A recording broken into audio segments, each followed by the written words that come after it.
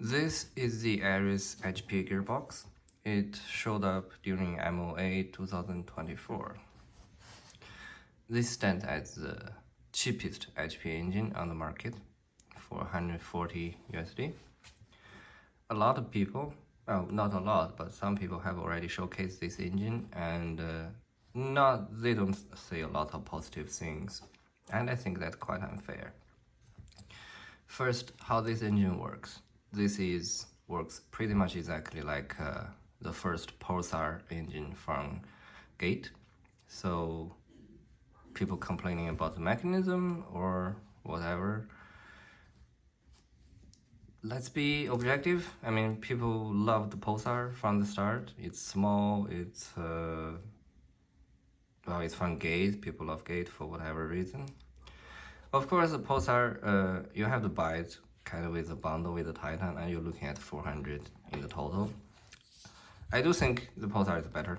You drop into your own gearbox, so your gun with the gun's gearbox would have a better alignment and compatibility.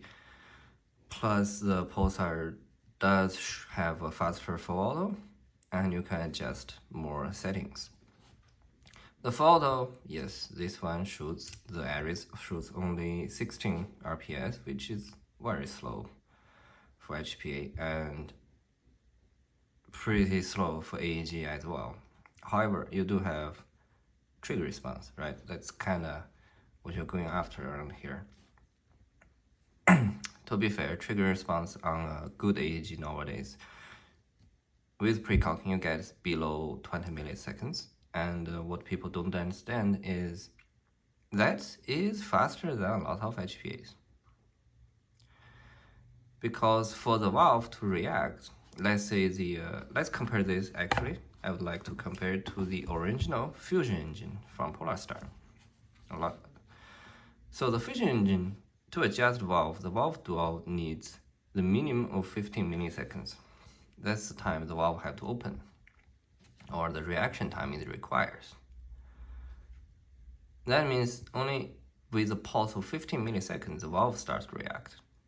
Then the fusion engine has a mechanical, the solenoid will pilot a mechanical valve which opens up to let the air pass. Then it goes. This mechanical reaction is going to be slower than the small solenoid. So always together, it's actually quite a big gap. It just back then with the AEGs being so sluggish, it feels good. People don't realize is HPA is not instant. In case of this one, the solenoid I would imagine is slower because the fact it's 16 RPS means this valve cannot react faster than that. Then we are looking at 80 milliseconds of pulse duration for this. However, it will be less hassle than the AEG counterpart. You have plenty of power out of this gearbox as well.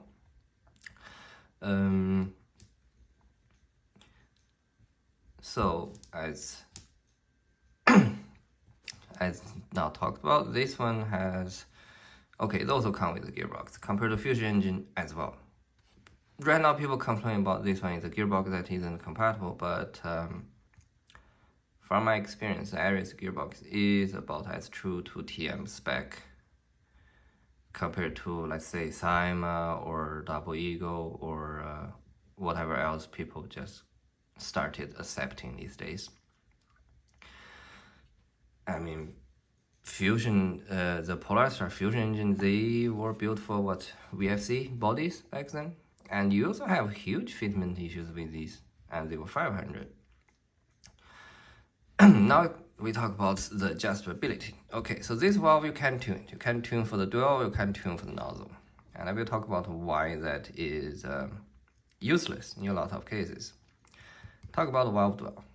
In a fusion engine, 15 milliseconds minimum time. And these valves, they have open and close time.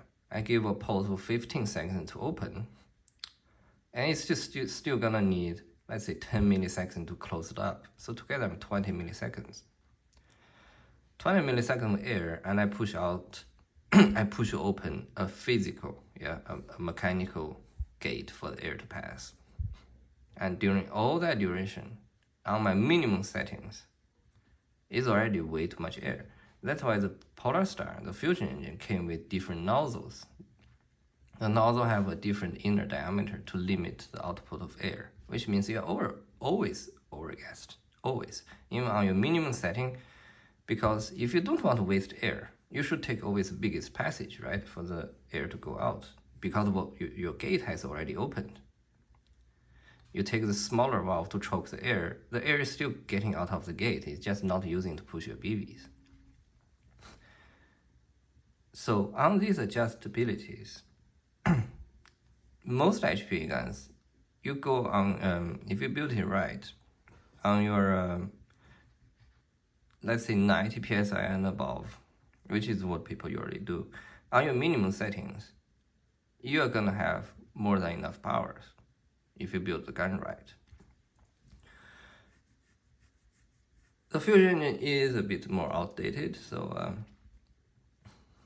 there are more modern engines that does slightly better when it comes to that adjustment, especially single solenoid ones.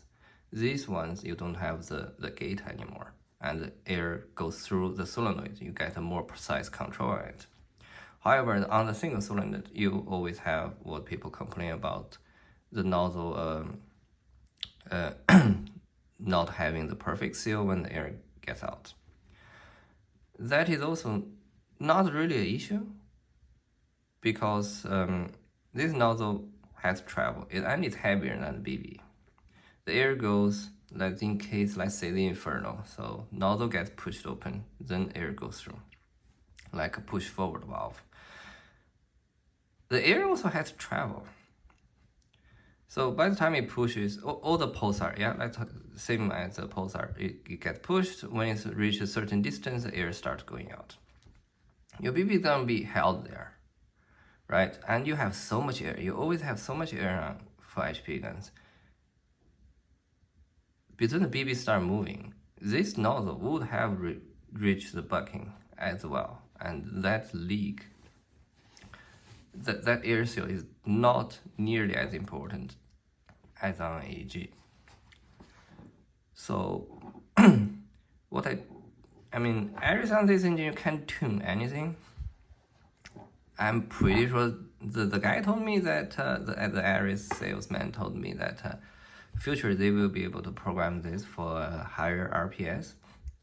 I don't really buy that, because I know this solenoid here and the refresh rate is not great. The stock refresh rate of these that you can buy on AliExpress is only 10. It's 10 Hertz, which means 10 times a second that these valves can react. Aris already managed to push it to 16. Maybe the custom built this, had the ordered this valve, maybe. But they say if you want to program this, you need a programmer, just like the AEG version. I think that's the biggest bummer for me. So I can't have burst, I can't have binary, which I would say this benefits a lot, because the trigger response overall is still very good for a gearbox of this price. I mean, if you build a gearbox with the same trigger response, not RPS, same trigger response, for 150, I don't think you can get there. You will need an electronics trigger unit, a decent one, that will run you $30. You very likely need to run brushless, and the cheapest one is like 70. So together that's already 100. Then you need gears. Let's say take the cheapest steel gears. You another 20, 120. Then you still need all the other internals. And you need to know to build it right. This one, however, if you take this and you take the cheaper Aris guns, you're looking at, I can get probably a Honey Badger or something for a little over 150. So you look at 300 something HP gun that works fairly well. At least I do not think this is worse. Not talking about the photo, which is usable. Like 16 RPS is faster than your trigger can pull, so I don't think this is that bad. 440, I still think this is a great offering to get into HPA. As I said, for 3, if you build the whole gun, you're still looking at 300 something, 350. See that? For HPA gun that works. Now we will put the gearbox in. I chose a Honey Badger because it's an age with a very special battery space, which is hard to find, and the HPA wouldn't require as big of a battery. And it has this suppressor, which I will then fill it with some baffles and make it as good as possible.